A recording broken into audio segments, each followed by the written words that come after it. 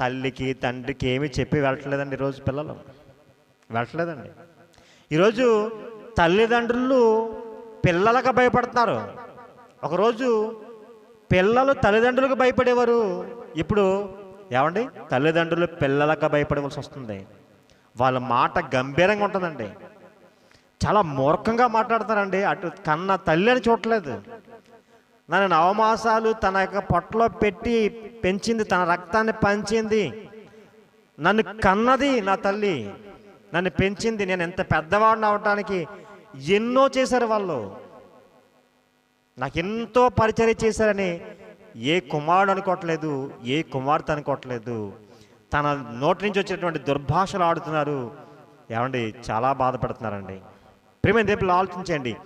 కన్న తల్లిదండ్రులు, అందు గురించే తల్లిదండ్రులకు అవిధేయులైపోయారండి పిల్లలు.